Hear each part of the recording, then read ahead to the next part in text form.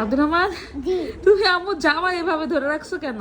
তোমার এই জামার থেকে অনেক, তোমার এই এই যে এই জামার থেকে অনেক গ্রাম, এই কারণে এই গ্রাম? মায়ের গ্রাম।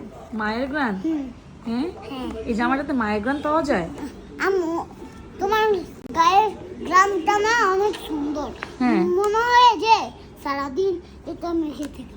এটা সারাদিন মেখে থাকো?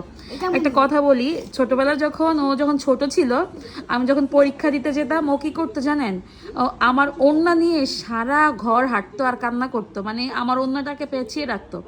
এখন বড় হওয়ার পরও সেম জিনিস করে, ও আমার জামা কাপড় নিয়ে পেঁচিয়ে পেঁচিয়ে এরকম গ্রান নেয়। এই জিনিসটা কারা কারা করেন বলেন তো? বাবা, তুমি যেটাতে গ্রান নাও, এটার মধ্যে কি পাও তুমি?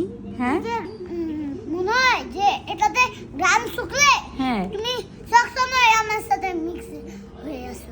তোমার সাথে মিক্স হয়ে আসছে এটা মনে হয়? হ্যাঁ, তাই? আর মনে হয় যে আমি বড় মা হয়ে গেছি। তাই? হ্যাঁ, সারাক্ষণ মনে হয় আমি তোমার সাথে আছি। এ কারণে আম্মুর জামা এইভাবে রাখো? হ্যাঁ। সব সময় ওই কাজটা করে যে আমার জামাগুলোকে নিয়ে একদম প্যাঁচা প্যাঁচা রাখে। বলেন তো আপনাদের কার কার আব্দুর রহমানের মতো মায়ের গ্রান ভাল লাগে? আব্দুর রহমান, হ্যাঁ। তোমার কাছে মায়ের গ্রান কেমন লাগে? ভালো। হ্যাঁ, সবার পারমিশন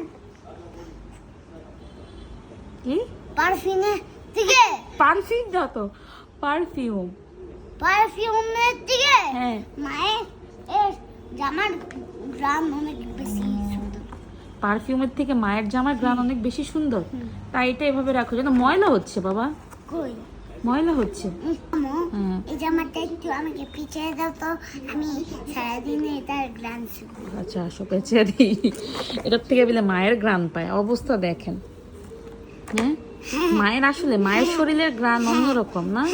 মায়ের শরীরের গ্রানের শান্তি অন্যরকম। মিরাই, আমি মিয়া, এভাবে রেখেছো কেন মায়ের শরীরে গ্রান পাওয়ার জন্য? আ, হ্যাঁ, মিয়া। ভাল লাগে? শোনা বাচ্চা।